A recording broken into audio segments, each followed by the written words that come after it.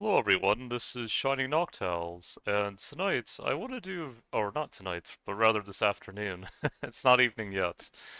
But I want to do kind of a special video that I've been wanting to do for some time now. I did a previous video on the Native Americans, which I really am glad I did that because I feel like it was very insightful and I already had some people who really enjoyed that video.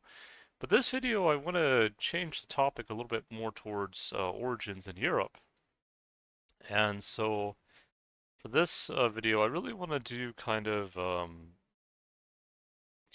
connection of essentially, when I was listening to this Irish professor named Pat Flannery, he actually has done a lot of different seminars, quote unquote, as far as speaking of like the origins of the Irish people, the Gaelic people, which would not only include Ireland but also Scotland and maybe even parts of Wales and potentially even England. Um, and he spoke about how really the Goldelic people, or the Gaels, really had not only come from Northern Europe, so to say, like not only just as someone mentioned, Finland or Finnish or Germany or things like that, or Germanic, but they also had come from the south. They had come from, according to Pat Flannery, they had come from Spain, and these Gaels, they were there even before Celtic tribes had settled into Spain. Because, Celtic tribes did settle into Spain over time, and actually one of those tribes was probably the Scordisci. And the Scordisci, it's interesting because when I think of Scordisci, it sounds very similar to Scottish, just like the way it sounds. And I'm actually connected to them. Let me see if I can pull it up here. This is one part of my ancestry. You see here the Scordisci are here, Croatia, 100 before Common Era. And these Scordisci are related to, closest population is to Galicia. And Galicia is one of the areas that has a quote unquote a strong Celtic presence, or at least, this could have been one of the places where um, the people of Spain had left, before they had reached the Isles of Ireland and Scotland long ago. But I feel like that the Scordisci have deeper roots aside from just a Celtic heritage. 'Cause if you look at similar groups they're connected to, you notice here ancient Aurelian Albanian, and of course here Necropolis Serbia as well. But I want to hone in on this Aurelian connection and also the word Alba, Albania, because Alba is the Scottish Gaelic word for Scotland, and in Spanish, Alba it means, let's see here. I want to make sure I get this right, because there's actually a place in Spain called oh, sunrise. Okay, there we go. But there's a place in Spain actually called Alba, or there's I would have to see, like it's a town. Let me look. Yeah, Alba Aragon. Yes, and you see how it's very mountainous. And I think Alba, from what I remember, I think it was. I'd have to see the exact origins of the word. Let me see if I can pull it up here.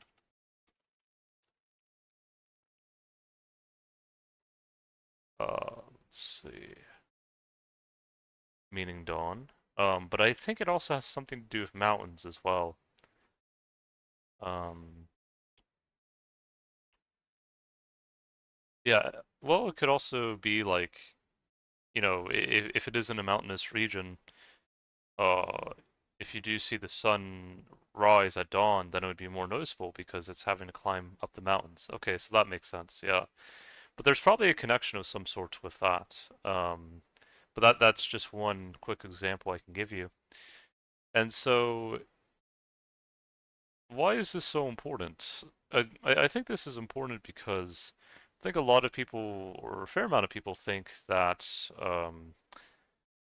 at least according to Pat Flannery, he mentioned how there are a lot of people who believe that the ancestors of the Gaels had come through Britain, but that's not entirely true.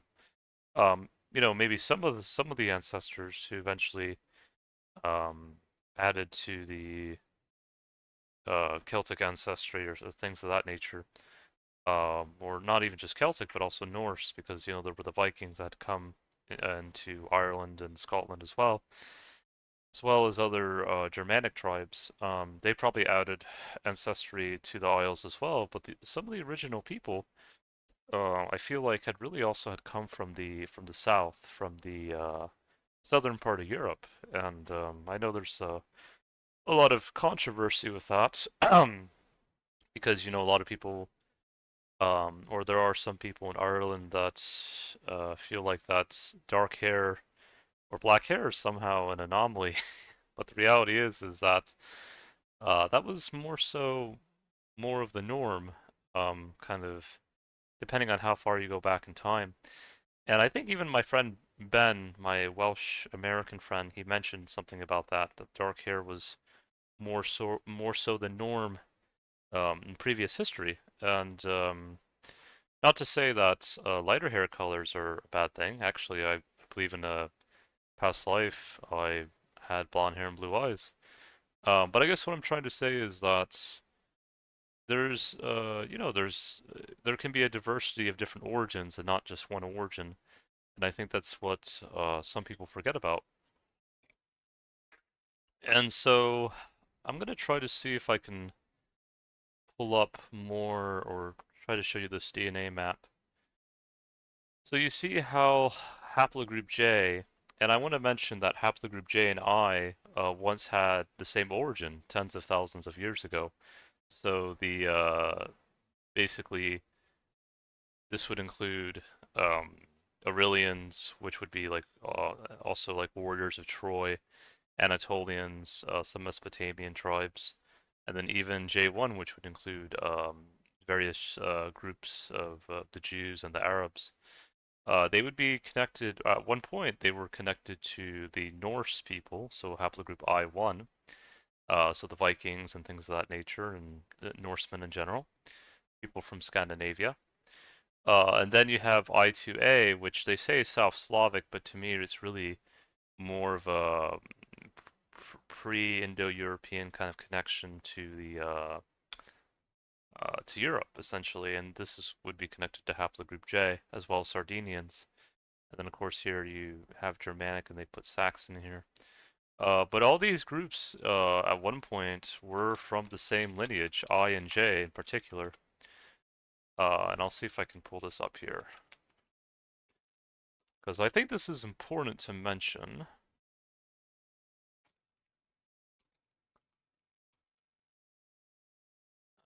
Let's see.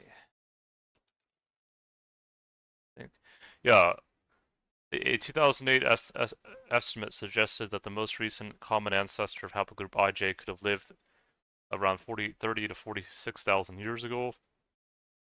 And then when did they split?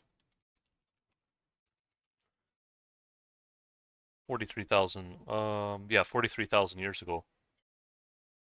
So I know that seems like it's a long time in history, but nonetheless, it shows that connection between haplogroup I in the north and haplogroup J in the south, even though parts of the south also have a good chunk of J as I mean of I as well, in particular I2A and things of that nature, if only because really it is more so connected to the area, and because to me Slavic really is more so R1A, and you can see R1A is more concentrated in Eastern Europe and then parts of Scandinavia.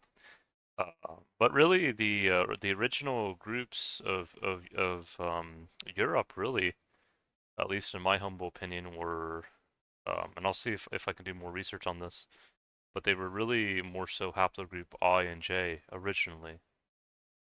And why is this all so important? I think it's important because I and J really connect back to the classical world. They really connect back to, um, as Pat would say, Greece. Not only Greece, but also to think of Anatolia or Turkey, which used to be part of Magna Graecia in the classical world.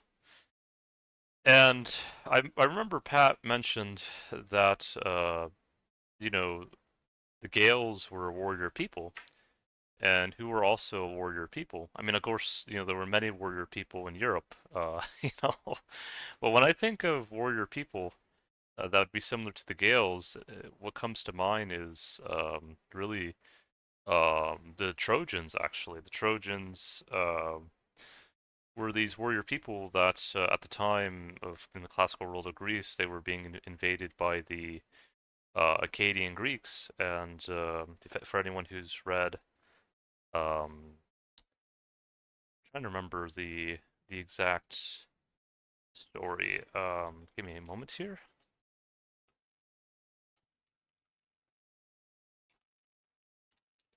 I'll make sure to get this right.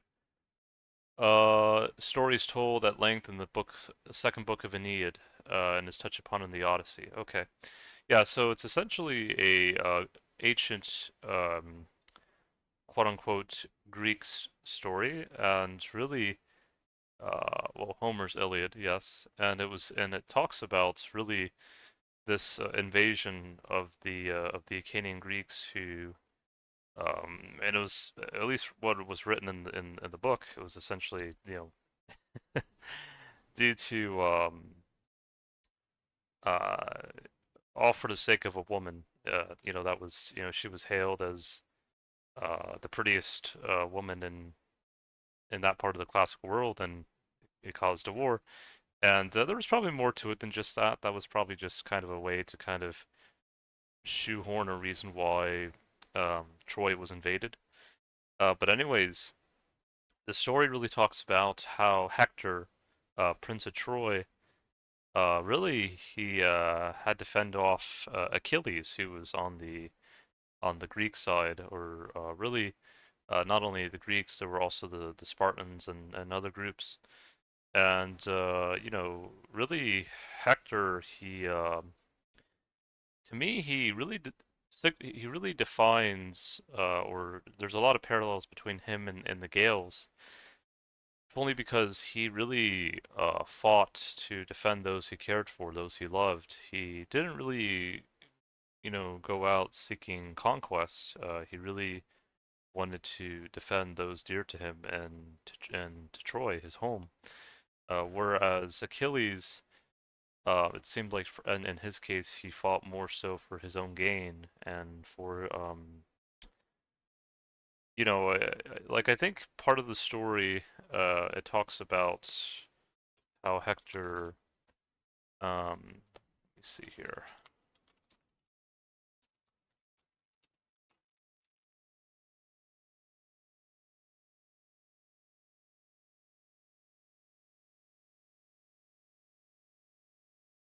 Yeah, so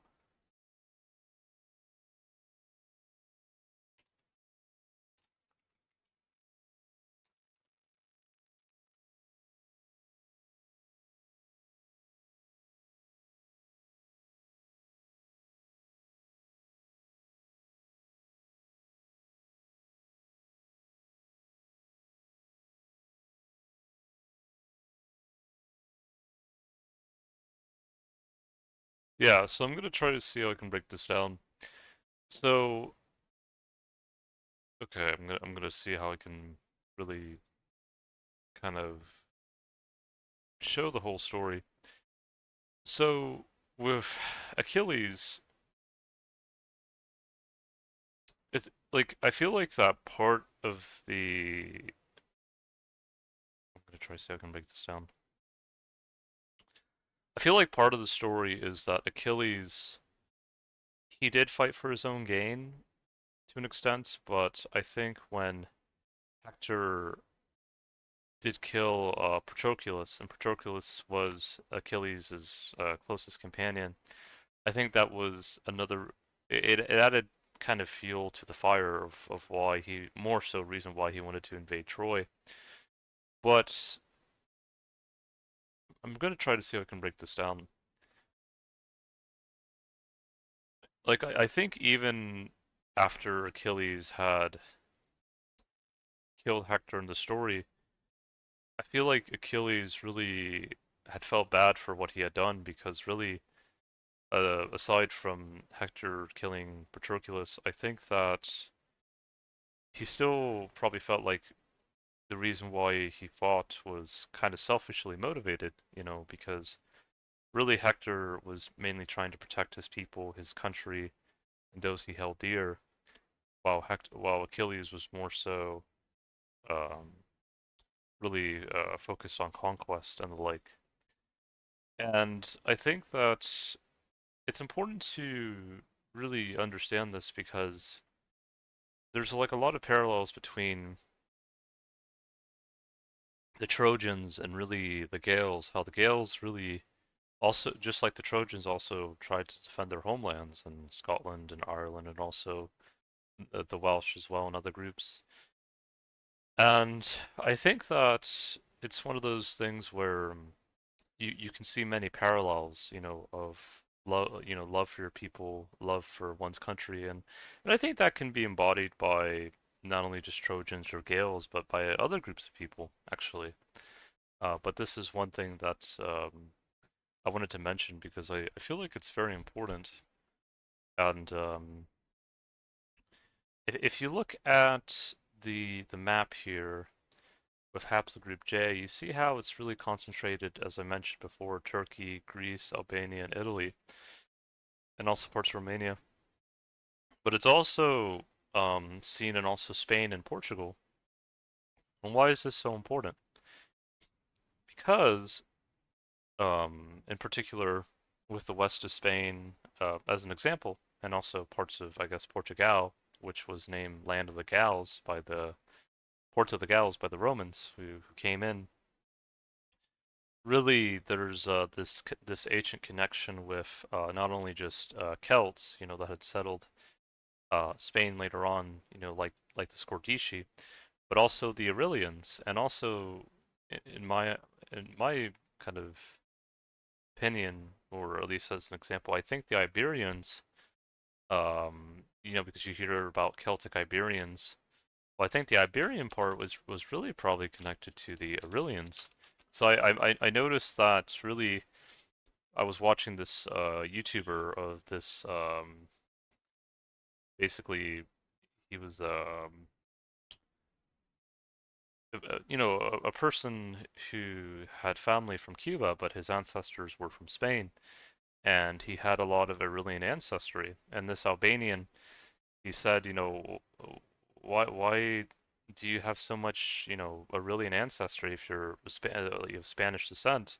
I thought it was us Albanians who mainly had this ancestry. But the reality is that the Aurelians, in my opinion, they probably had eventually had. I know the Irish professor mentioned Carthage and things of that nature. They probably really eventually left, what was once not only Troy, ancient, classical world Turkey or classical world Greece that was in Western Turkey or Anatolia, but they probably really um, sailed the Aegean Sea, and they probably went through parts of North Africa. Carthage, which would be in modern day, well, it would be in Tunisia. But they also probably sailed eventually to Spain and Portugal, and they probably had settled there, and or really the Iberian Peninsula, as it were. And this is probably why, um, you know, especially, I mean, I know some people say the west of Spain, but really these were, warrior people that had settled in that part of the world, and this is probably where, some people, have the idea of, some Irish people having darker hair and darker, features and that sort. But really, some of the ancestry, or some of that ancestry had come from really the Aurelians who had uh, that really were again were connected to the classical world. And you can see here how they're connected. For example, here in North Italian, and I know some of the North Italians also feel like they're connected to the Celts, or really probably they might even be connected to the Gaels as well. And so there's also that connection as well. And yeah, no, I think this is important to mention because I think a lot of people they really don't think they fully, you know, have. Well, I'm gonna try to see if I can break it down. I don't think they really have that full understanding, as it were. And you can see here how the Aurelians were connected to Hungary, 775 before Common Era, Gallo-Romans, so basically Gauls who had inhabited, really, for in this case it'd be France or other areas. And I'm going to see if I can find others because really I think this is very interesting. Let me see if I can pull this up.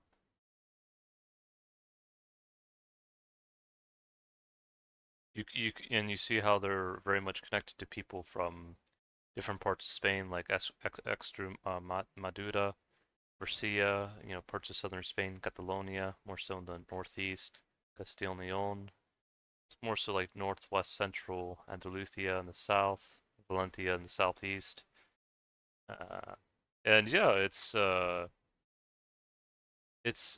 just shows this kind of ancient connection that that again, as Pat had mentioned, we're not only connected to the Celts, but also to well, really the people of the classical world, which would be connected to the Aurelians, the warriors of Troy, and beyond.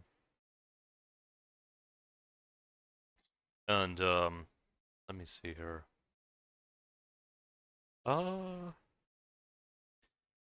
yeah, and I think like when I was doing some research of the Aurelian language or ancient Aurelian language, I think there was a word that was very similar to Tua, and I know there was a queen in Aurelia called Teuta, which sounds very similar to Tua, Tua the Danan. And when I think of her, she reminds me a lot of really like the Irish Morgan of Ireland, really just this warrior woman who really she had just like the Morgan, how she had led her people in defending the Isles from the Fomorians, she had led her people and essentially really giving Rome a heavy blow, as it were. And I'll see if I can find an image of this. Um, see if I can get.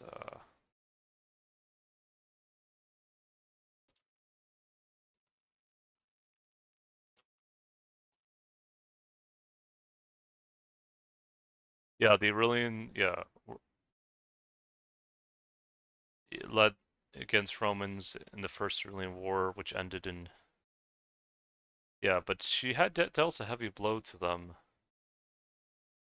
Let me see if I can pull this up.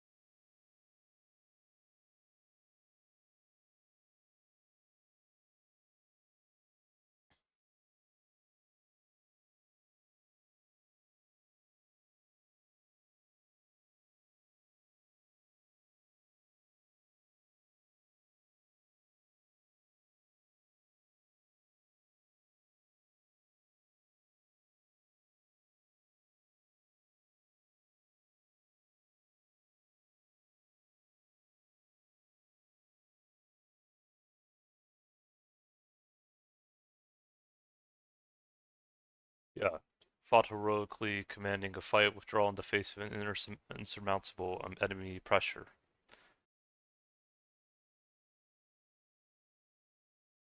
all battle hardened from the war with Carthage. Here we go. There's that connection to Carthage again, to North Africa. This is what Pat had mentioned.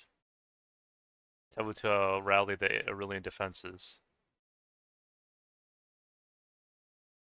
So yes, there's really this connection to Troy, to Aurelia, which would be in the Western Balkans, like Croatia, Albania, Montenegro, and as well, and really classical world of Greece, and also there's that connection with Carthage as well, and so this is probably where the Aurelians had come from, and I think there was this article too that I found about the connection with the Trojans and the Aurelians here, because I want to share this as well. It says here Aurelians, people of Ilion. It talks about here. See if I can find it. Um, Unable to explain the name, the Greeks invented a eponymous ancestor named Aurelius. According to one version of the myth, he was the son of Cadamus and Harmenia. According to the other, he was the son of Polyphemus and Galatia. He had two brothers. Their names were Celtus and Gaelus. There you go. There's that one connection there. So the Greeks considered Celts and Gauls as brothers of Aurelians. And not surprising, Aurelians also wore torques, rode horses, and belonged to the Hallstatt culture, cradle of the Celts. Greeks had to notice the similarities, and hence the myth was born. And notice here, cradle of the Celts, or Hallstatt culture, um, talks about connection to Austria. Now, I think a lot of people get confused with this because, when they think of the Celts, I think they just kind of think of them in a particular kind of not a stereotype, so to say, but kind of just in a one kind of mindset sort of way. But I think I mentioned a long time ago that the Celts really, or the Gaels, they were really a mix of people. They weren't just all of the same um, ancestry, so to say, or I'm trying to see how I can describe it. Like for example, I mentioned that the Celts and Gaels, they could have dark hair, blonde hair, red hair, brown hair, and different eye colors, but we all ultimately eventually learned how to stand together. So it was really confederation. Well, you could say confederation, but it's really an alliance of different tribes that eventually had come together. Through not only intermarriage but also learning to stand with each other.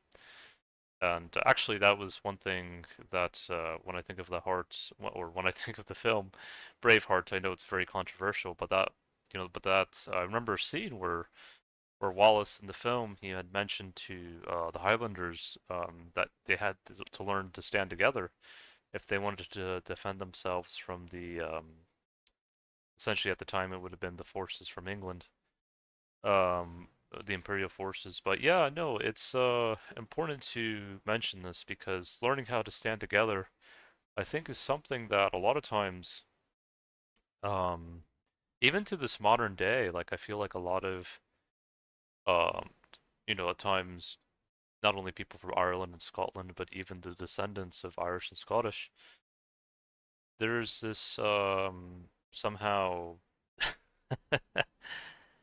people kind of fight about their ancestry and say, "Well, I'm more Irish than you because I have red hair and freckles," or it's this constant fighting and bickering and it's and it really shouldn't be because really our people really originally came from a group of warriors, tribes of different people that even though that we fought each other, some of us had learned how to come together. And this was also the case with the Aurelians, who were very similar in that way. And I'm going to see if I can find more images of the Aurelians just to show you what they kind of look like. Um, this is one example, but no, I'm going to see if I can find others. Let's see here. Oh, this is one example here, but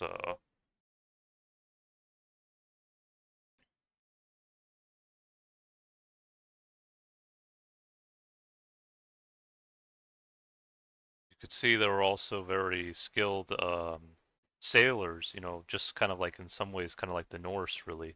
They were kind of like the counterparts of the Norse in the South in some ways. It's kind of like with the Native American Indians, how, you know, there were the people of the North, which were the people of the eagle, and then the people of the South, which were the people of the condor. At least in the case with the Aurelians and the Norse, I see the Norse as the people of the North Sea, you know, no pun intended. And then the Aurelians in the South were really the sailors of the Aegean Sea. And you can see how it kind of really, even on this map here, how you see how the North Sea is kind of in the north of Europe, and then the Aegean Sea, and then of course the Mediterranean is in the south. So, you know, there is kind of like that counterbalance there.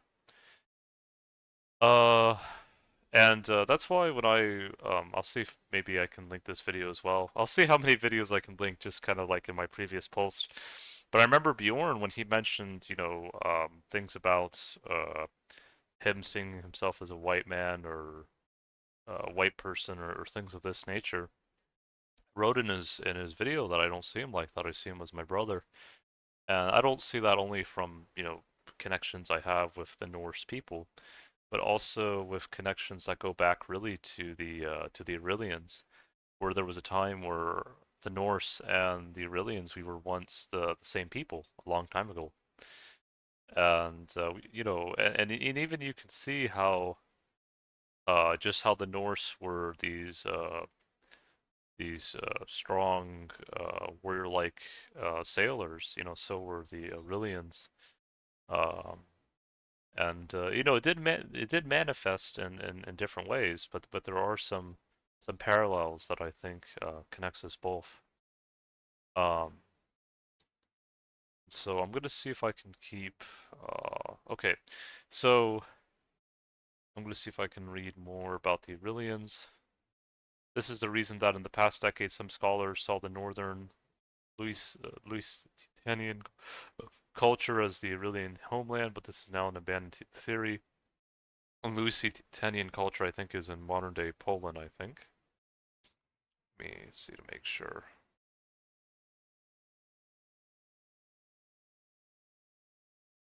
Oops, my bad. Yeah, let me just type it. Yeah, so yeah, it would be like a modern day Poland and parts of Hungary, Slovakia, and parts of Eastern Europe, and also the Baltic countries as well.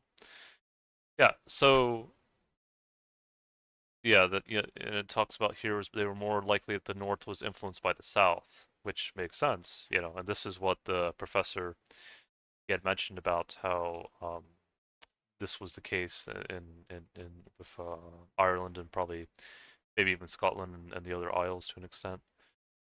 Uh, Let me see here. The earliest use of, in fact, according to Pokemi, the earliest use of iron in Europe came from Aurelians, not from the Celts. He draws his conclusion from the archaeological and linguistic data and ends with a statement that Celts learned the use of this new metal from the Aurelians. And honestly, when I think of that image of the use of iron, it makes me think of like Vulcan. Vulcan, well, not him from Star Trek, but talking about Vulcan, the essentially the deity that's really well, it says here ancient Roman, but I think it even predated the Romans. It's you know, to me it probably also has a connection to the Aurelians to an extent as well. Um, yeah, Hephaestus's Roman counterpart is Vulcan, but it also had a connection with Greece with Hephaestus. Yes, so there's that connection there. And you can see the blacksmith right there with the you know, hitting the sword, you know, on the anvil with a hammer. Um, and why is this all so important? Because really, when I think of like, you know, I like the use of iron and things of that nature, it makes me really think of you know, that they really you know, that they had really come from really in some instances the classical world. But I'm gonna try to see if I can. There's a Yu-Gi-Oh card I'm trying to find that's that I think would be kind of cool to share. Let me see if I can find it. Yeah, Vulcan the Divine. Yeah, yeah. There you go, people. The lion, and you see. Well, this is more so like a tiger, but you still see that connection with really how the use of iron really that maybe not only have come from the Celts, but or there could have even been like a synchronization between when the Celts had arrived, from the steppes, so to say, and then the Aurelians who were already there, and then they, even though they fought each other, some of them eventually mixed, and that's in the case of me, because I have both Aurelian and Celtic heritage, and you know, it's kind of like Bjorn when he says, "I'm not only 100% Scandinavian. I am. I have a lot of Norse ancestry, but I'm also part Celtic." And I think I know he tried to shrug it off, but I say you have a little bit of indigenous Amazonian, even if it's only 0.5%, and that probably has some connection with some ancient connection to Siberia or with the Turks or Central Asia or something like that. Anyways, let me see if I can continue sharing this. Says here, Aurelians came from the east during the Bronze Age. Speakers of an Indo-European language, the Aurelians must have come to the Adriatic Sea from the east. And the Adriatic Sea is really more so the part of, kind of the sea kind of between Italy and then Croatia and Albania and also Montenegro. Really the Balkans. And it says here, interestingly, the ancient Greeks probably knew this theory too. This is obvious from the other genealogy, where Cadamus and Hermania are the parents of Aurelius. Cadamus comes from the Semitic root meaning east. Oh, interesting. I didn't know that part. Comatus is a very important character in ancient Greek mythology. Both Greeks and Lebanese agree that he is the one who taught them writing.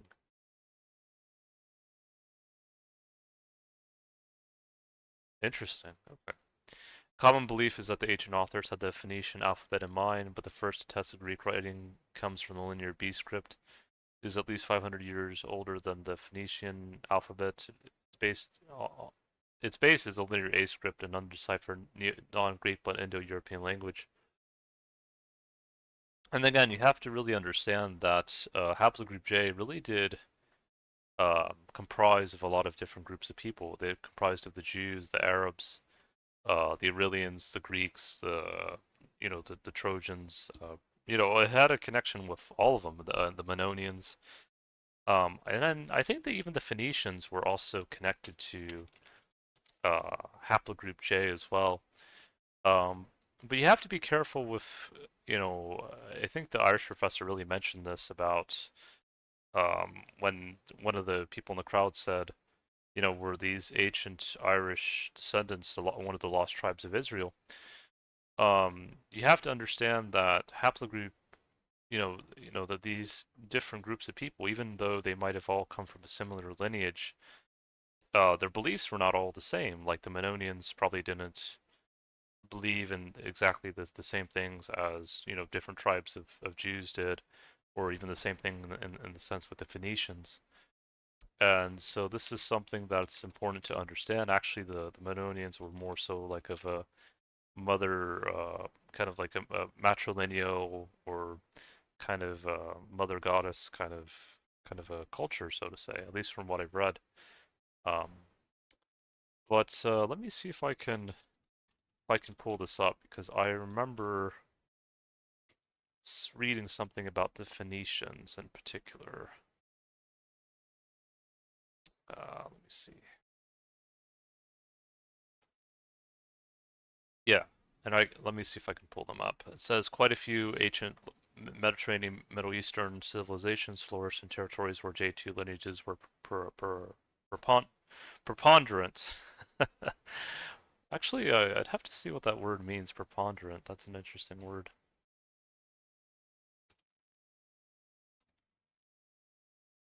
Prominent and influence number. Okay, that makes sense. Interesting word. Um, Let me see.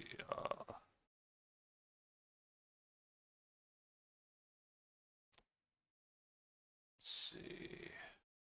All the great seafaring civilizations from the Middle Bronze Age to the Iron Age were dominated by J2 men. You know, very similar to the Norse and other groups. Let me see here. Uh, Levant region of the Eastern Mediterranean. What you can see though, I'm gonna see if I can pull this up. Let's see. Wall worship. Yep. Um, Nations.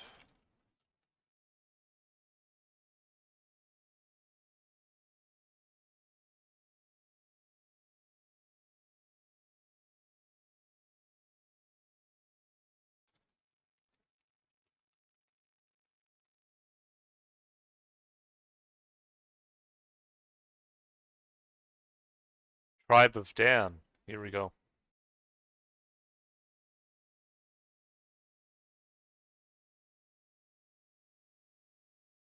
Oh, this is interesting actually. The 12 tribes became monotheistic.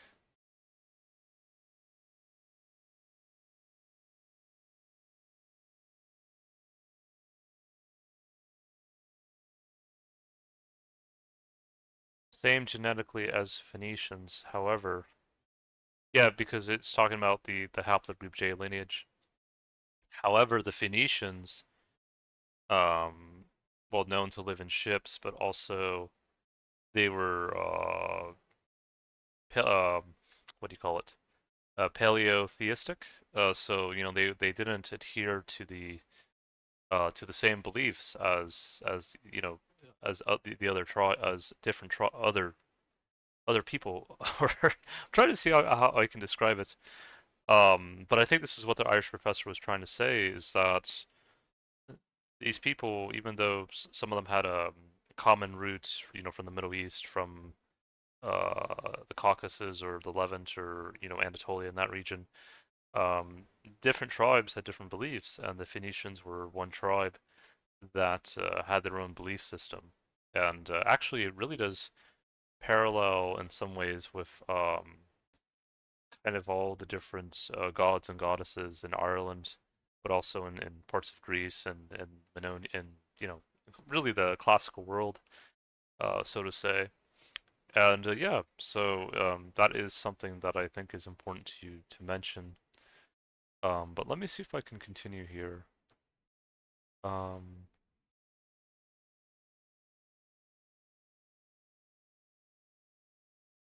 yeah, yeah, Phoenician alphabet in mind. And then let's see. On the other hand, Harmonia was mother of the Amazons. Amazons married Scythians and gave rise to the nation of Sarmatians. And the Scythians really, let's see if I can find their origin. Yeah, Iranian stock. Yeah, so really they had come from, migrated westward from Central Asia to southern Russia and Ukraine. Yeah, so really they had come from really, well, Iran as an example, but at the time they weren't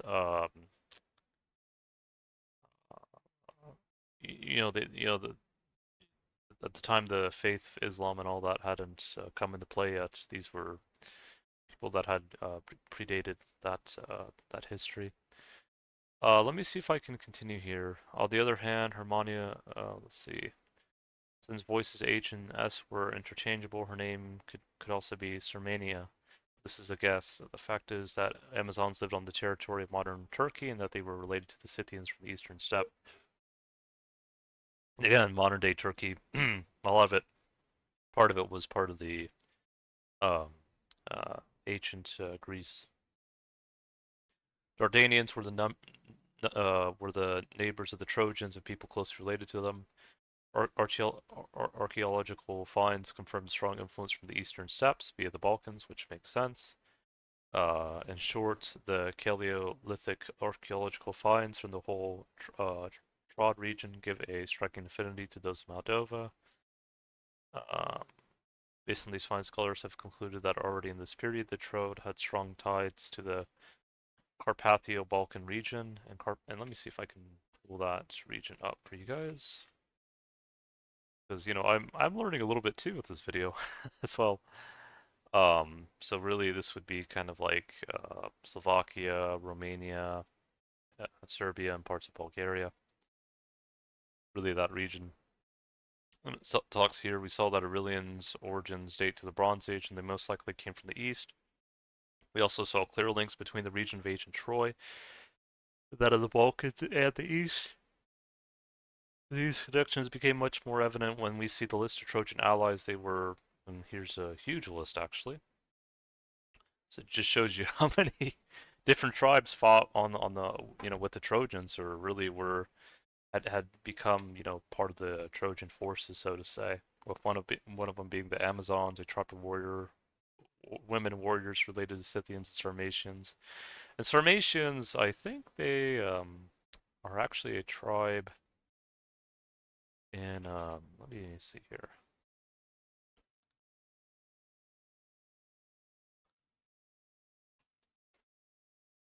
Okay, so they're also from Iran, ancient Iran, equestrian nomadic.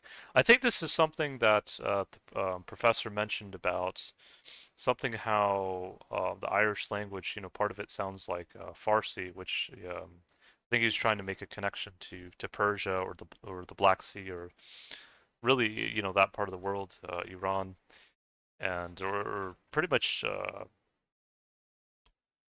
the the connection that really the part of the Irish lineage had come from this kind of a connection to this part of the world. And I guess it makes sense now if we're talking about the Trojans and things like that, and how there were other groups that eventually had probably had blended and had come together. The Sarmatians may have been one.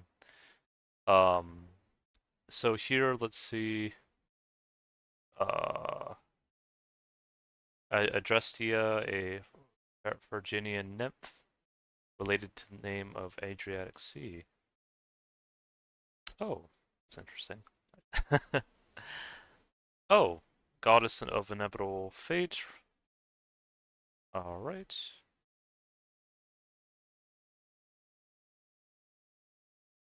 Oh wow, that's a very strong, strong image. She from whom you cannot escape. Yeah, it's a strong name there. And then here we have Clybis, people of Pontus and Cappadocia. I like that name. The northern Anatolia, Polonia, uh, Socinius, Thracians, and the Thracians, were in some ways more so the indigenous people of modern Bulgaria and the Balkans. Um, I think I read about some connection with the Thracians kind of having a belief in dragons, but really more so guardian dragons, so to say. Oh, and I didn't know this. Thracians, ancestor of the Swedes, or kind of this connection between the people from the Southern Europe with the Vikings. And I think my dad actually had gotten a lineage kind of connected to ancient Bulgaria. I think I'll see if I can pull it up for him because it didn't quite show up for me, so to say, but it showed up strongly for him. And I think I guess in this case, this is the case. Okay, so that would be the probably the I2 lineage, which is they say it's South Slavic, but the reality is they were really connected to really the Norsemen actually. At least it seems like in this case, and that would come from the I2A2 lineage. But I have to see when did I2A and I1 split? It says here it's 13,500 years old. Um,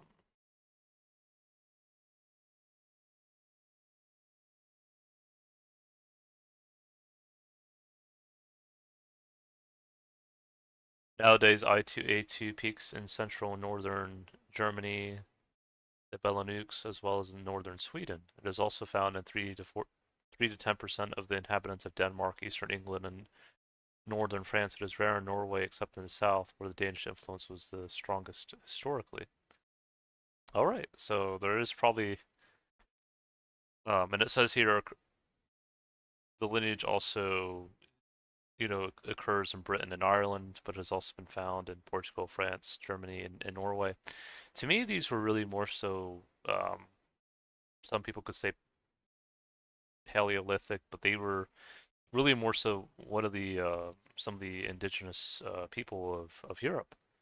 Uh, just like I know Bjorn mentioned the Norsemen, but also um,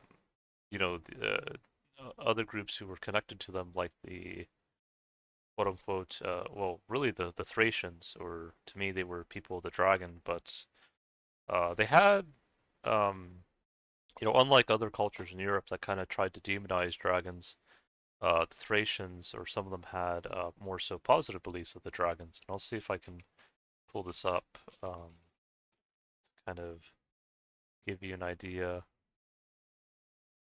The dragon people. Let me look. 'Cause there was a. Let's see if I can find this.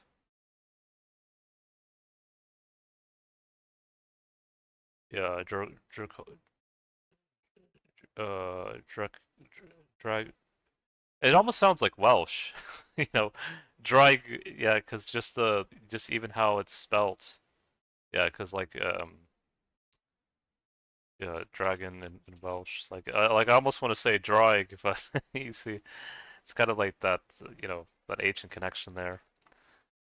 Let me see if I can pull this up. I feel like my Welsh friend Remy would smile from ear to ear about this.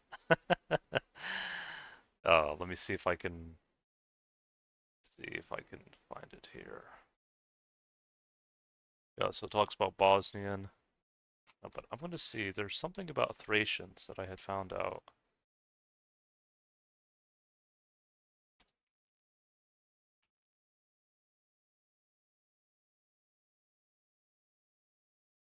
Let's see if I can find it.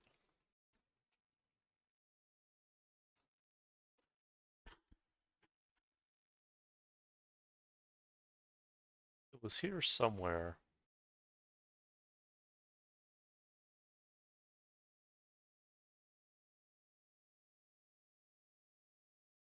Let me see. Does it say in this article anything about the belief of the dragons? Let me see.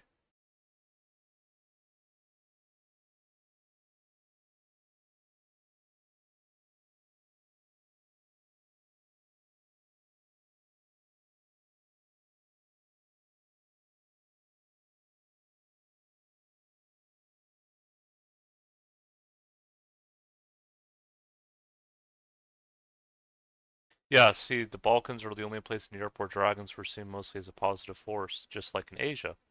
Numerous fairy tales talk about dragon heroes.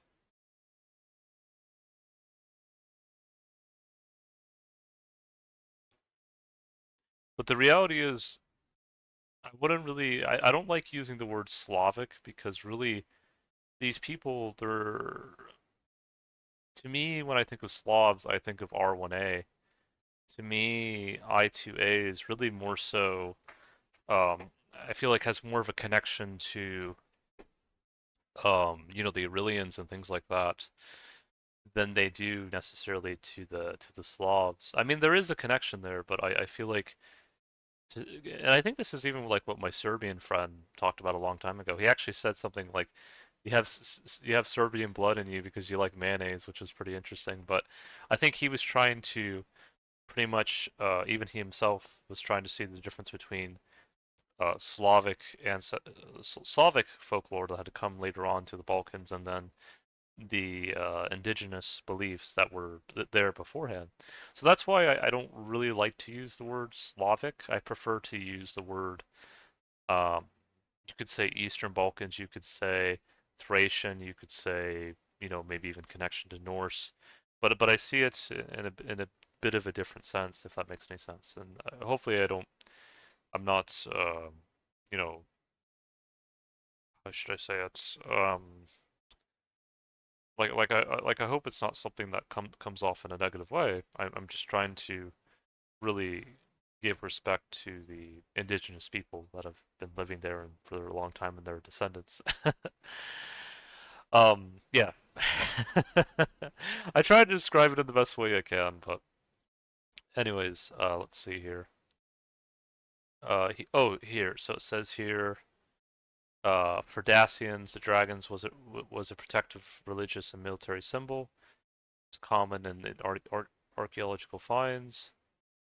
During the third to first century before Common Era as a Dacian standard, and the Romans adopted it after the conquest of Dacia. I didn't know that actually. Some scholars like Helios Burbilia even suggest the Romans associated Dacians with the dragons. Therefore, the dragon emblem existed in the Balkans for almost 1,000 years before the Romans. Makes sense. It was a national military religious symbol, and we then assumed that even the Thracians means dragon people. And the Dacians, I think I'm related, have some connections with the Dacians and the Thracians both. But I'll have to look at the Dacians. The Dacians, yeah, you could see they were pretty strong people. Um, let's see, and the Dacians had lived in more so kind of northeast central Balkans. Yeah, this man, he does look a little bit like a dragon. At least when I look at him. Not in a bad way though. I was like, he looks a bit like a dragon. But let me see. Dacian's origin. So they had lived located in the area near the Carpathian Mountains and west of the Black Sea. Modern day. This would be modern day Romania. Okay, there we go. And it makes me think a bit of like, when I think of the dragon as a protective symbol or as kind of a guardian, so to say, it really makes me think of the guardian dragon of Wales, and maybe some of the Welsh could have had a connection with the Dacians and the Thracians, actually. So this is something that's because the guardian dragon of Wales, even though they as the article mentioned that the dragon was kind of seen as a negative force in a lot of Europe, even though they still tried to shoehorn some of that with putting the white dragon of the Saxons and the red dragon of the Wales like in this kind of this almost this sweet prison of mead and honey. It's kind of silly when you really think about it. Eventually when they both got out, the red dragon really was this protector of the Welsh people or of the Bretons. And so yeah, I think it's important to acknowledge that connection for the Welsh. You know, um, yeah, I could see my friend Ben, also saying yay, like it's great. Um, let me see if I can pull this up.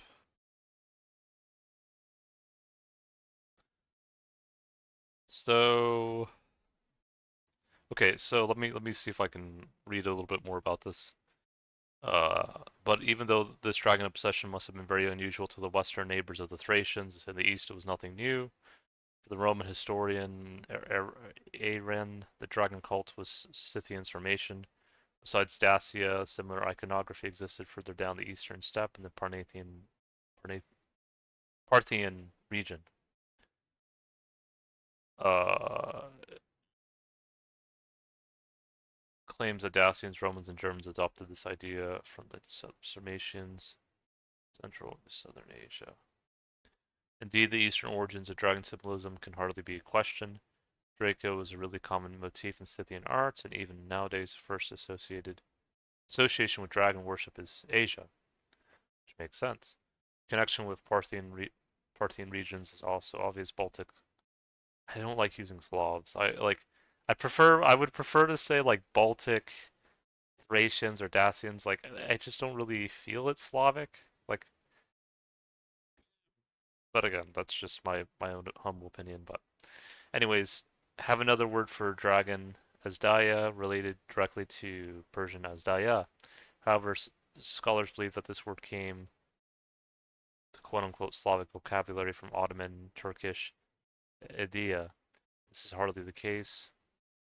Um, I'm gonna see if I can pull this up here because I think this is important. Um,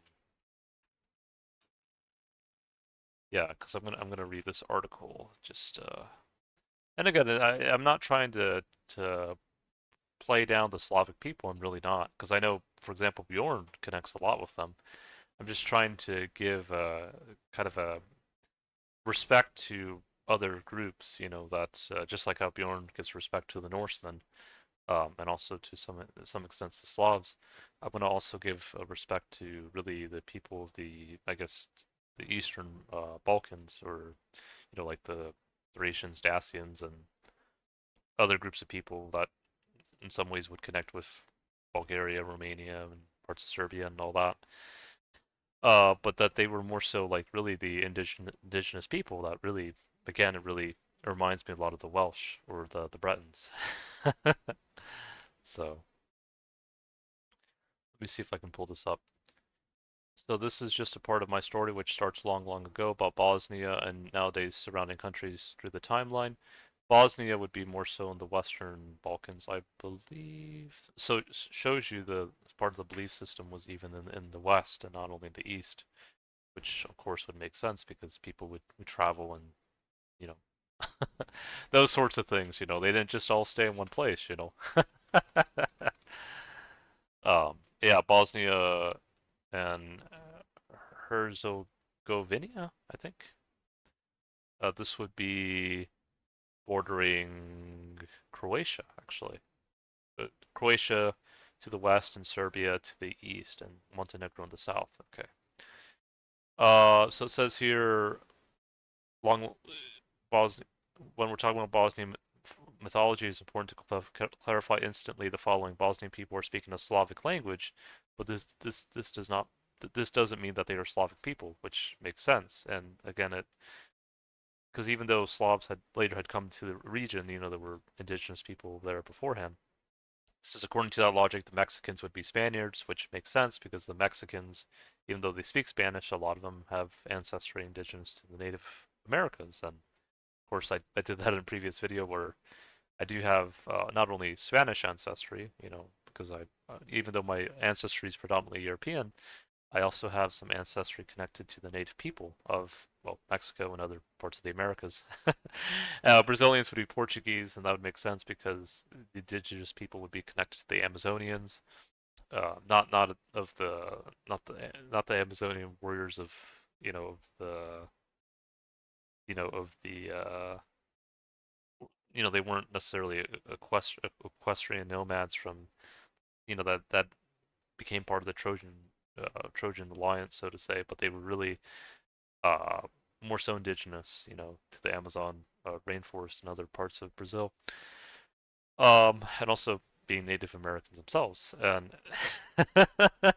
just I want to make that as clear as I can. I know hopefully I'm not making it too long-winded, but um, and for example, the Algerians or Moroccans would be French because the connection to the Amazigh people of North Africa.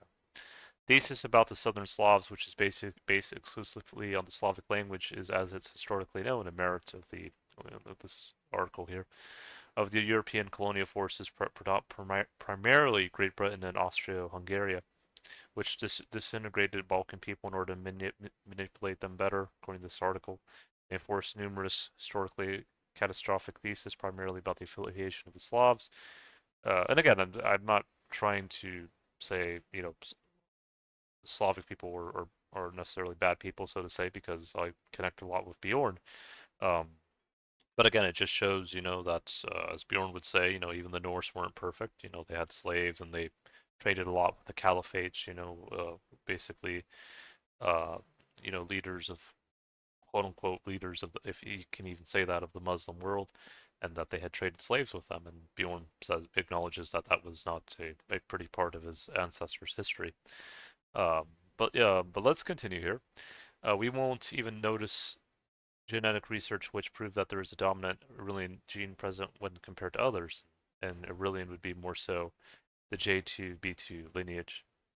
But one of those strategical interests was stimulating nationalism in order to place this strategically important part of Europe under the sphere of influence, using the primitivism which was traditionally rooted among the Baltic people. How is it possible that people Balkans, which existed between the great civilizations Greece and Rome, never managed to achieve cultural or civilization advancement? Everything that was created in the previous centuries in this area as a result of other people. Started from the Greeks, Romans, Visigoths, Ottomans, Austro-Hungarians. History has shown as well proved that the people which can be manipulated the easiest are primitive people ones. In order to grasp the pagan world of our ancestors, especially the ones connected with their religious life, we need to gather all the names of the gods and goddesses of the Aurelian pantheon. An entire area of Aureliacum from today Greece, Albania across Bosnia and Herzegovina to Slovenia. Individual deities had several names but identical function, which is the reason why the Aurelians failed to establish a unique religion. Many different. But according to all available data, worshipping the snake, the reincarnation of the Great Mother, Thane, and Phthisis were common to all Aurelian tribes, mostly because these deities were connected with the cult of agriculture and fertility.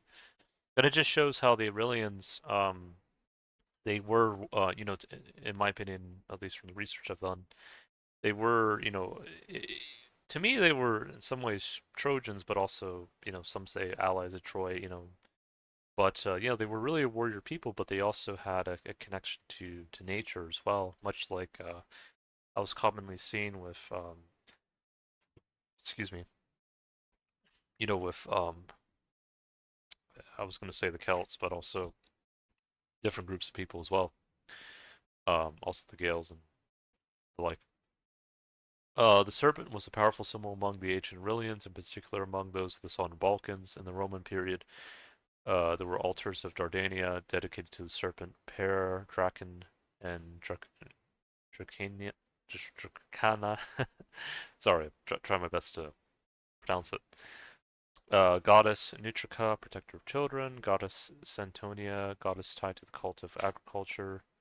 Goddess Ica, and it just lists different gods and goddesses here. Um, Goddess Histria, goddess protector of the entire geographic area of Istria. Gaelic goddess of land, or Gallic, but you see there's that connection there. God Borea, god of wind, a god of the north wind and Mosnian Celtic traditions. So you see how it kind of blends, it's not just Aurelian and it's not just Celtic, it was kind of a blend of two cultures coming together. And that was the case of the Scordisci when they had come to that region. They had started mixing with the Aurelians and they became more than just one group of people. It's just kind of like well, you could say Ireland is not just Celtic, you have a mix of Norse and uh you know, other Germanic tribes and even, you know, connections to the Aurelians or connections to people from Spain and the classical world, as well as a number of other people. And then here, goddess Nebria, goddess of storms and winds, Nemrian disc, and Celtic um, calendar representing what we celebrate today is Halloween or Samhain. And then I think the Nebria disc actually was connected to the um, I think they call it the um, Unitas culture, or some people try to connect this too with the star seeds known as Palladians as well. But it just shows how there's this connection not only with Northern Europe, as someone would try to adamantly claim, but also connection to Southern Europe as well, that there is part of that connection there. That again is not just Slavic, but also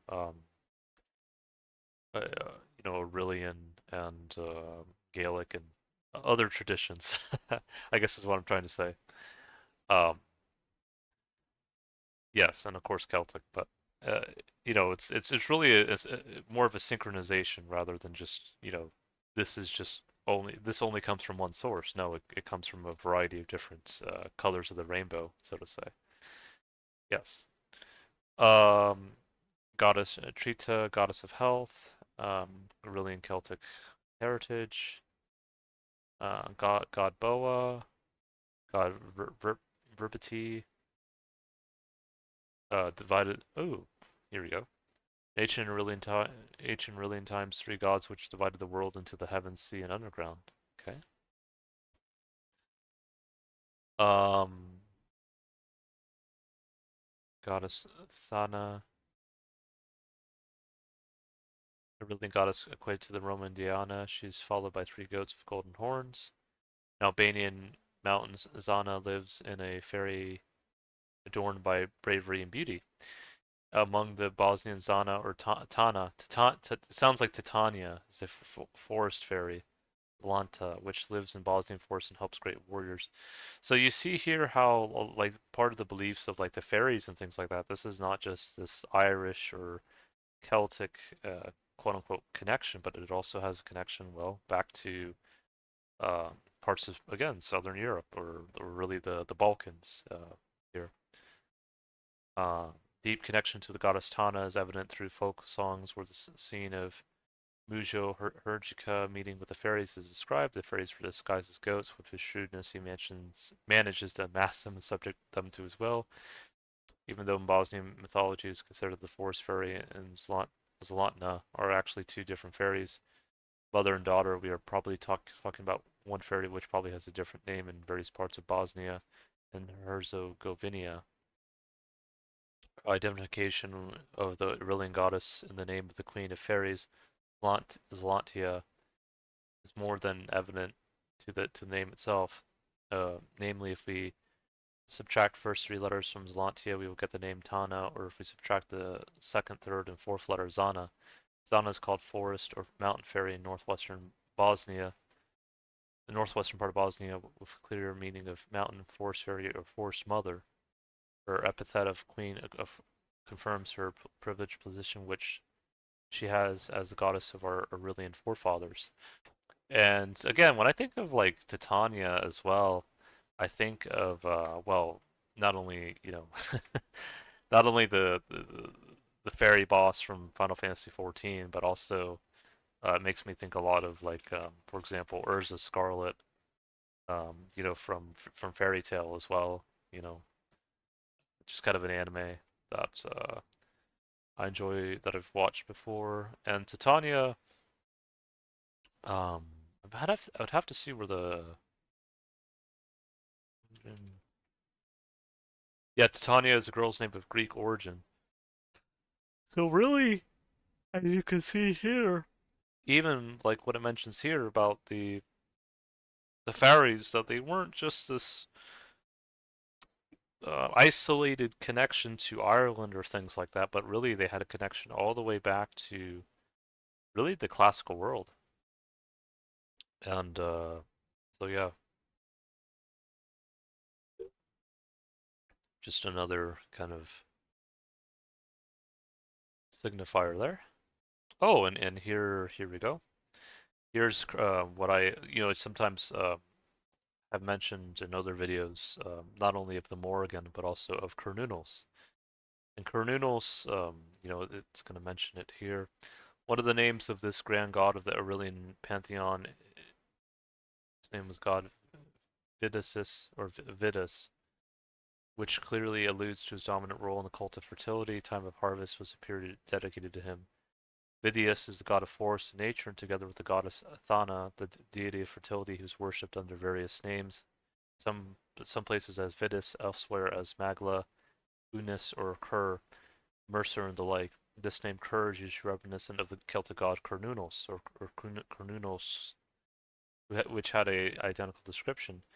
Similarly, it is presumed that with this Aurelian deity, the famous name Gravius is connected, where from our Aurelian word garb, horn beam stems from, which is mentioned on the so-called Ugvin Ugavine, hopefully I'm pronouncing that right, tablets from Umbria in Italy. Umbreon sounds.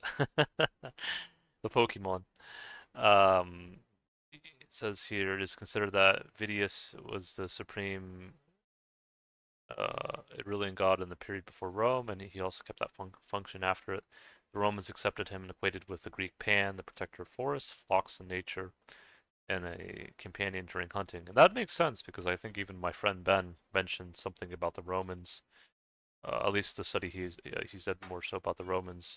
And again, I'm connected to them as well, Ben. So like, even though you tell me, he always tries to get up on my case, and like he tries to joke, and he said, Jem, Nero didn't play a fiddle when Rome was burning, burning down. I'm like, I know, Ben.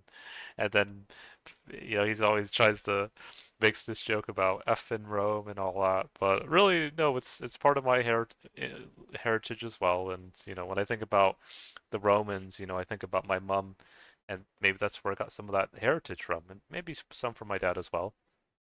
But I remember my mom would tell me, we sometimes fight like cats and dogs, but at the end of the day, we love each other, and that's true. And again, if there's one thing the Romans did right, and of course they did other things right too. But when I think of like, I mean, of course, I know the Romans, they weren't solely responsible for Italian food because there were other tribes in Italy as well. But Italian food is one of my favorite foods that I enjoy making. And if there was one thing that they did right was really trying to, even though they didn't go always go about it in the best of ways, I think being able to kind of build a bridge for other tribes of people to speak a common language, I think is it's not a bad thing.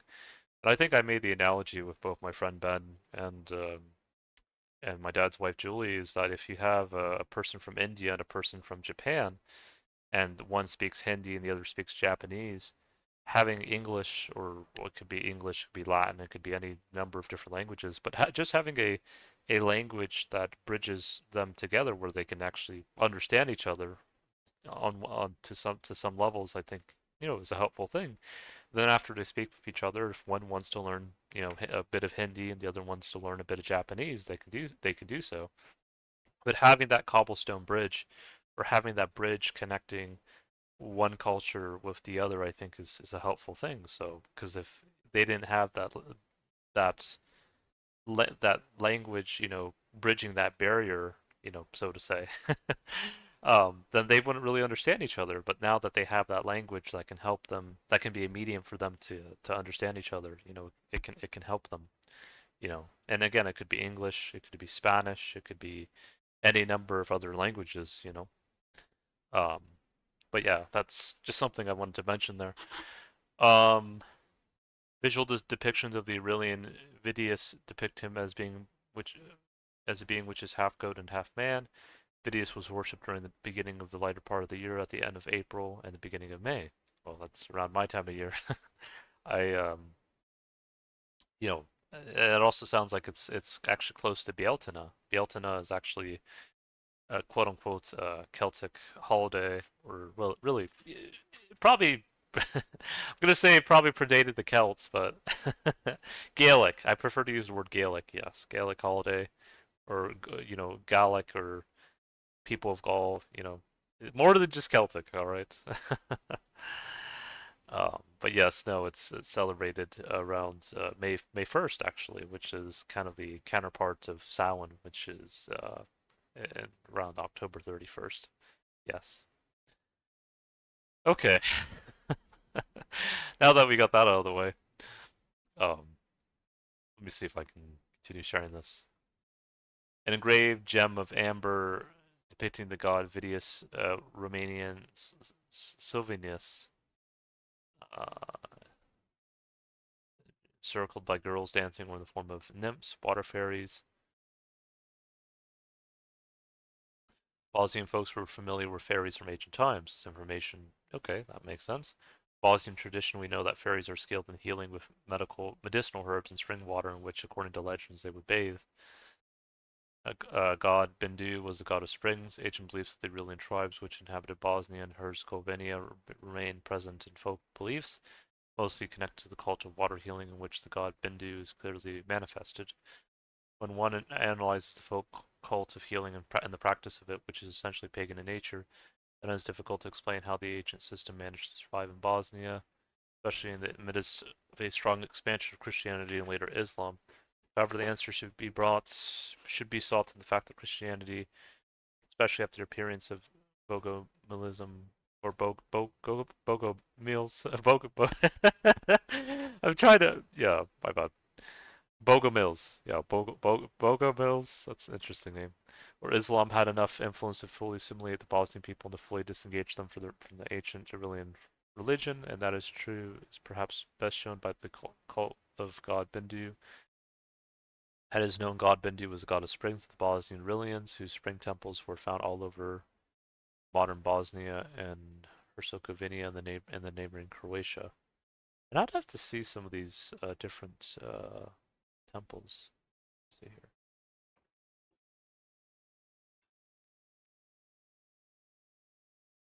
Oh, I guess that's, well, no, that's Slavic though. Let me look. Oh, no, here we go though. I think this predates the Slavs, this one right here.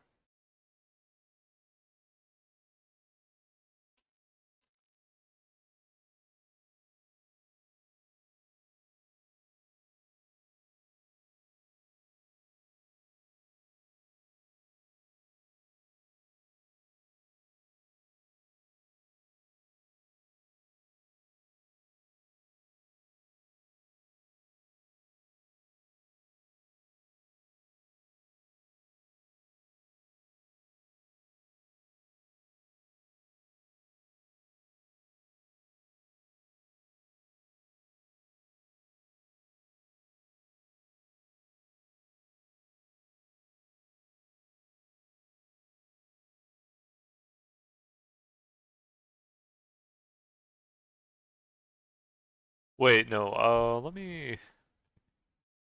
wait, no, let me make sure I got this right. Make sure.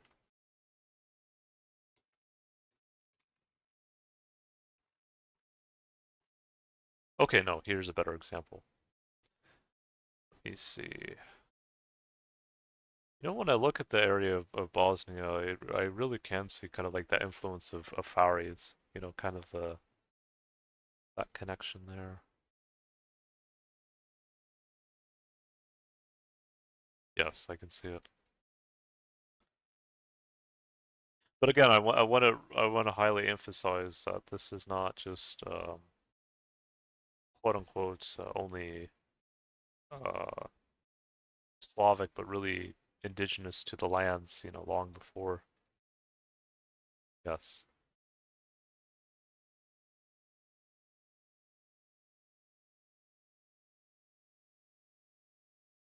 All right. So let me see here.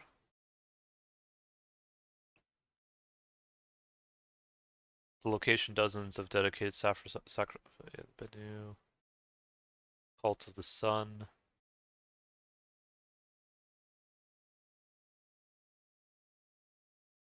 One would visit exclusively at dawn before sunrise in order to pray, wash one's face, and drink water. Cult of the moon. The Holy Springs were visited in the first week of the new moon. Renewal of life energy. So you kind of get this idea that these belief systems were already there long before um, you know, other groups had come into that part of the world later in history. Okay, so let's continue here. Go back to the Trojans or back to the Aurelians, yeah, or yeah, back to Troy. Let me see here. I'm gonna try to see if I can wrap this video pretty soon. But I think I've covered a lot of ground today, and hopefully you guys, if anything else, like I hope this video has kind of expanded your minds. I mean, at least I've even learned a little bit doing this research for you guys.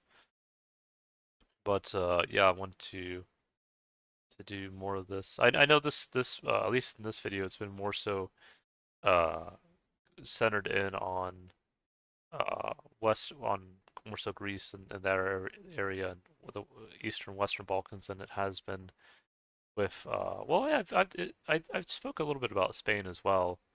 I'll see if I can mention a little bit more about it before the video ends, but and then here it says, you know, North Africa. Uh, I'm gonna see if I can wrap this up. It is clear that the Trojans and their allies had strong connections to the Balkans, land inhabited by Illyrians at the time. We know that Phrygians came to the region of Troy from the Balkans, and that Mosians came to the Balkans from the region of Troy. The Thracians, a nation very close to Aurelians, people the dragon, also had a strong connection to their geographical proximity. The border was the European side of Balsamiris. Apart from that, there were tribes from Macedonia, mainland Greece, and Adrata, and Adriatic. Oh yeah, and here's the Plagacians, the indigenous people of the Greek of the main of the Greek mainland.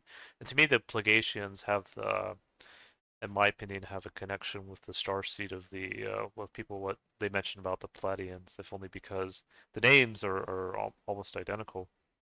And to me, it just points that connection not only to the north of Europe but also to the south as well. Um, but let's see if I can continue with this.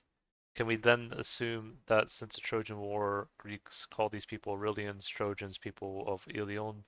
I believe that we can and that we have some form of evidence to support it. Uh, or Ilion. Yeah, sounds like a little bit like Leon, like from like the Spanish word, but therefore it may be so that for centuries the winners of the Trojan War kept calling their opponents Aurelians even after its original meaning was forgotten. Indeed, what it would be a great Greek designation of the inhabitants of Ilion, or Ilion. There's only one more ancient city called Ilion. It lies on the coast of the Adriatic Sea, the modern Euripius. The ancient Greeks, this was a part of the oldest Aurelia Graecia. Um, and this would have been, let's see, modern Epirus.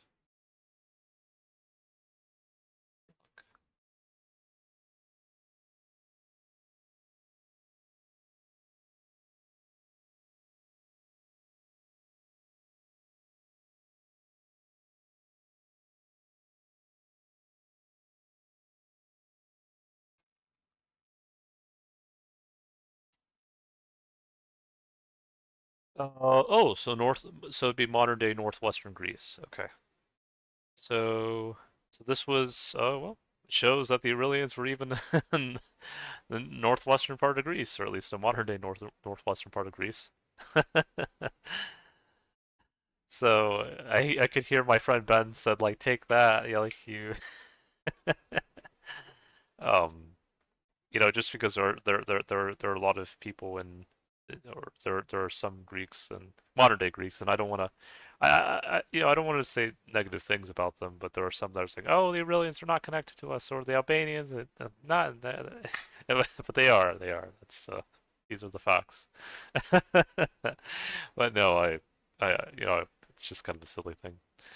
So, is it a coincidence that the city of Ilion originally lied in the territory of Aurelia, the same area where most of the Trojan allies were?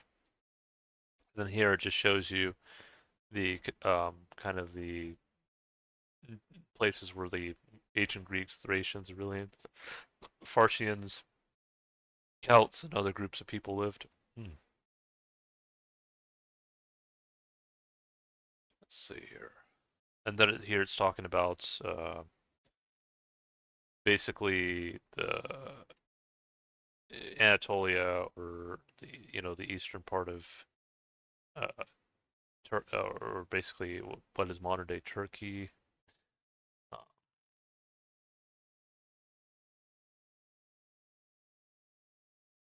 I would not go into all analogies between Wilissa and Ilion.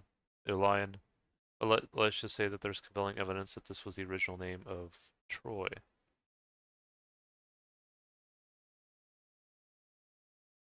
Let's see.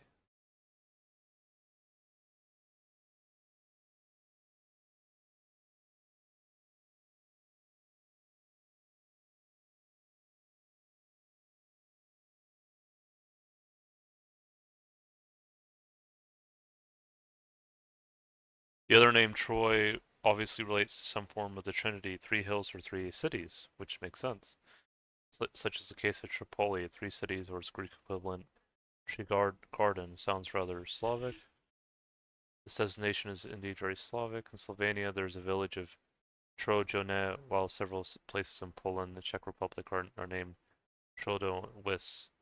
Also, one of the ancient names of Sofia, Bulgaria, was Trizit.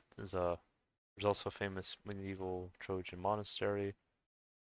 When the Trojan allies came from the region of Irilia and Thracia, the connection between these regions are not disputed by history and archaeology. Therefore, we can assume that Irilia was a designation for those who fought on the Ialian War on the side of the Trojans. In this case, the term related to a confederation of different tribes, which makes sense, who lived in the same geographical region, but did not necessarily have one cultural identity, similar to the Celts and Gaels. Aurelians came from the Greeks and later Romans, or this naming convention, but there's no proof that there was a tribe with such name, except Pilin the Elder properly named Aurelians and Ripus near the city of Aelion. However, sometime later, new force took over the Orcanians or Danians, ancestors of the modern Greeks. The fall of Troy marks the beginning of their domination. Okay, so I think other than that, oh yeah, before we end the video, because I know I mentioned a lot about Troy and the Balkans and Greece and Anatolia and that region, but I want to mention a little bit more about Spain in particular. Here we have the Lusitani and Celtic Iberians, again, which were kind of to me, they were kind of a mixture of Celtic and Aurelian. But I'm gonna see if I can pull up more about Spain in particular.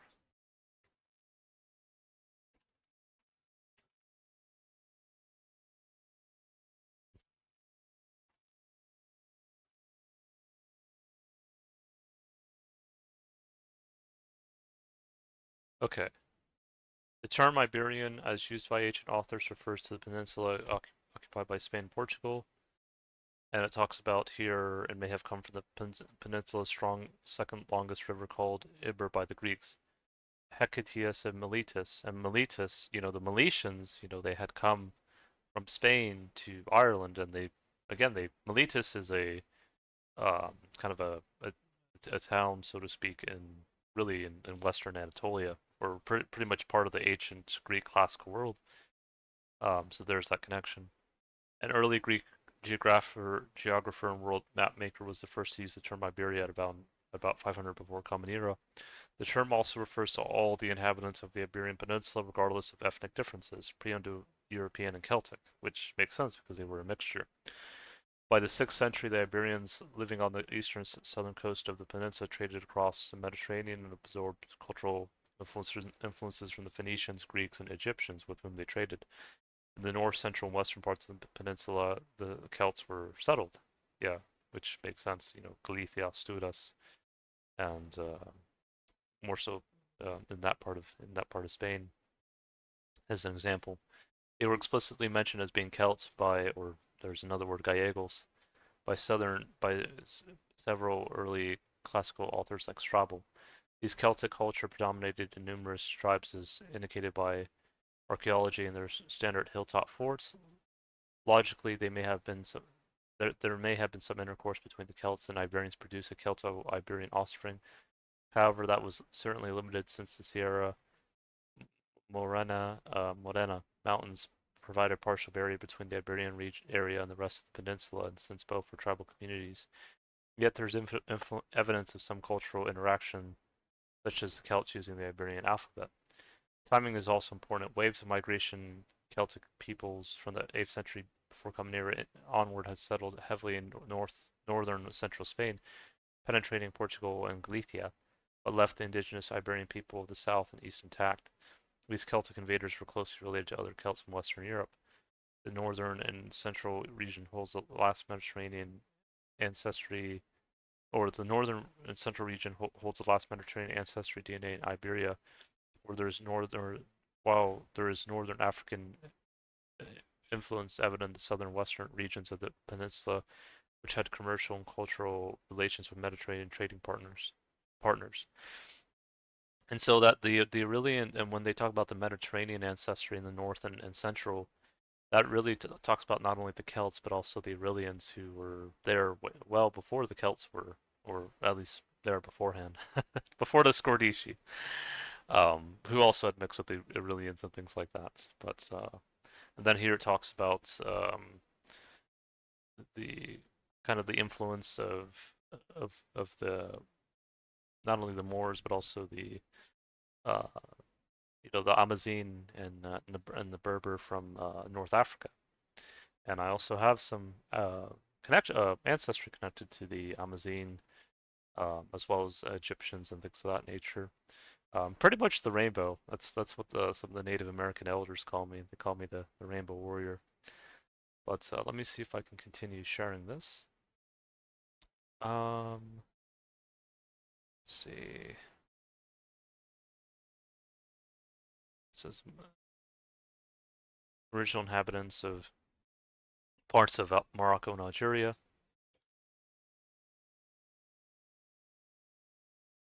Talks about Islam culture. They inhabited two-thirds of the peninsula for 375 years. And finally, just the Kingdom of Granada for remaining 244 years before being defeated by Fernand and Isabella, 1492. However, all that was in the future. At the time, the Milesians sailed to Ireland from the Iberian Peninsula circa 500 before Common Era, at least according to this article. I feel like it might have been before then, but at least this is what this article is saying. Most likely from Portugal, which derived its name from Portugal, part of the Gaels, since that part of Western Iberia was totally Celtic. I don't want to say it was totally Celtic. It was really probably more so a mixture of, as Irish professor said, the Milesians were there well before the Celts. So I question this. I think that because before the Celts had arrived there, or before the connection with the Scordisci, the Aurelians or the warriors of Troy, I feel like were originally there, or more so that J2 haplogroup, where it's not commonly seen. It doesn't have the strongest influence in Ireland today because Ireland has been, as well as other parts of the Isles, where they've been invaded by so many different groups of people that over time things kind of meld and change. But if anything, they were more than just Celtic. I'll just leave it at that. I guess at the very least, they were really, you know, they were people really, again, as the professor had said, really connected to the classical world.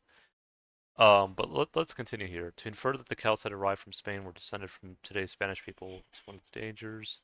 Those who claim that black hair of some Irish as evidence of Spanish influence would be wise to realize that black hair is the most common of all human hair colors globally.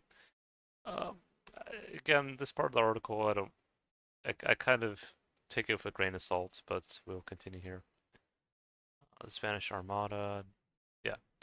So part of it is right. It talks about the Celts and things like that. But again, it's important to recognize that before Celtic tribes had arrived to that part of the world, there were already tribes already there, and that probably had a connection to the Aurelians, really.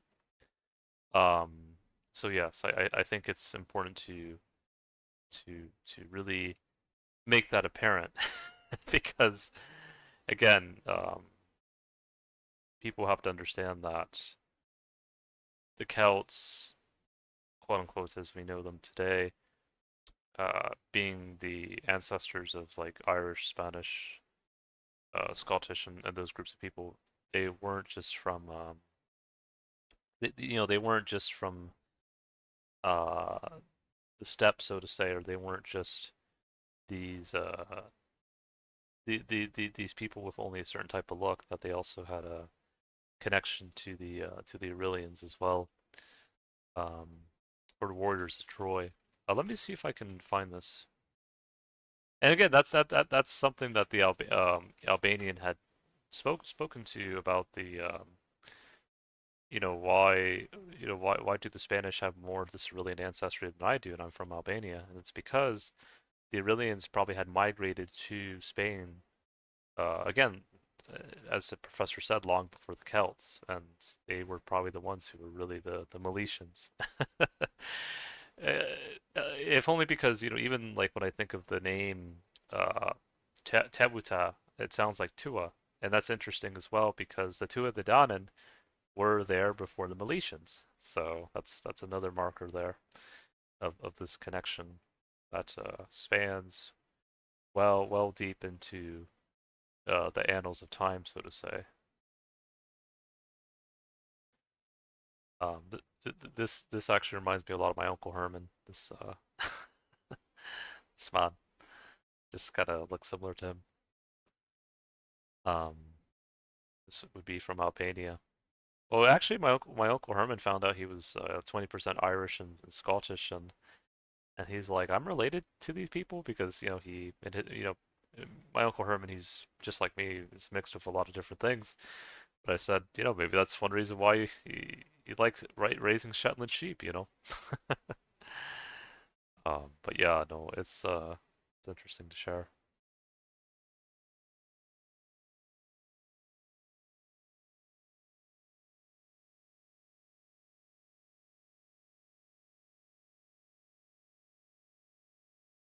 And also when I look at the kind of Fustanellias of the Orneas of the some of the Albanians here, they look a lot like kilts actually, but the Scottish wear. So that maybe that's where some of that influence came from. Yeah, is used for this kind of kilt is at least 3,000 years old. Translates only in today's Albanian language. Fustani is meaning dress. Yeah. It probably had a connection to really to the Aurelians or to Alba, Albania. Yeah, again, that's part of the connection there. Um, yeah, J2 lineage. You can see it's really apparent in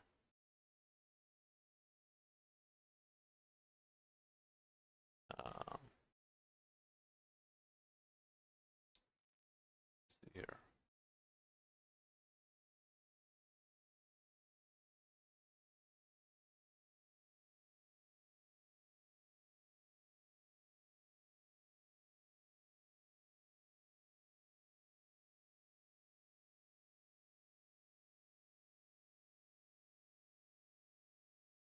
To me, what I think is that the Aurelians were really those Iberians that had settled into, or Gaels or Godelic people that really had settled in Spain before the Celts had arrived. But I'm going to see if I can find any more evidence here.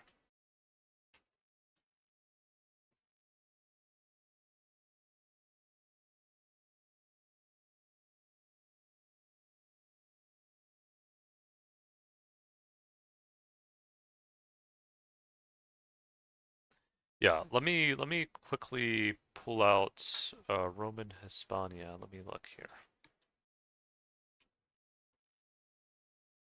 before I end the video here, because I really want to, as much as possible, make this apparent. Okay, Andalusia. Okay, that makes sense. HVO.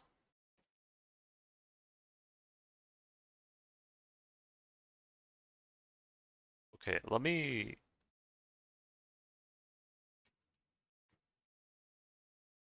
try to see if I can.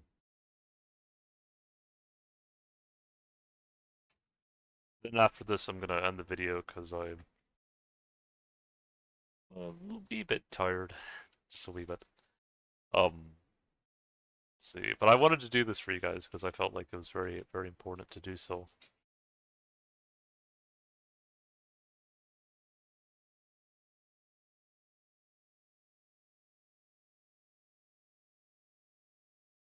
Talks about HVO or V or the Sami, and Katabrians.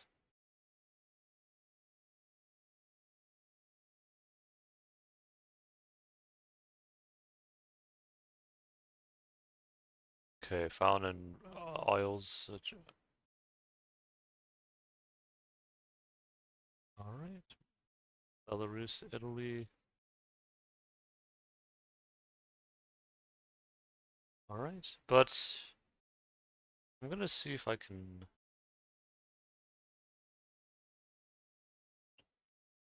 Yeah, no, I'm just trying to see if I can break this down to kind of really give you guys sort of an idea that they were Celtic, but they were also a mixture of Aurelian. Let me see. I think there was one sample I got. It was a wee while back. Um,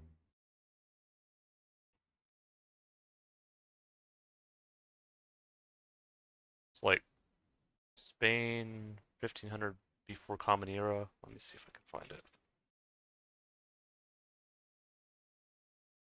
Might not. Is it here? Oh, here. This is Bronze Age.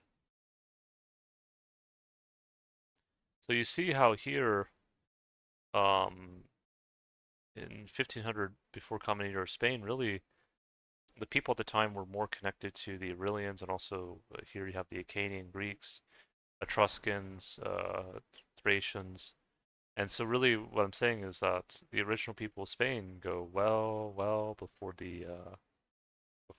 the Celts had arrived. That they had really um, they had been there for a long time, and this was probably the connection to the Milesians. That really they do in fact come from the classical world. But and as you can see here, they are a warrior people. But I think I'm going to end the stream there, guys. I know. Hopefully, I wasn't too long-winded at times. I just really try to explain things as best as I can. But I hope you guys enjoyed. I hope you guys had a fun time watching, and I will be off for now. Slongafol, hasta luego, and take care, guys. Until next time.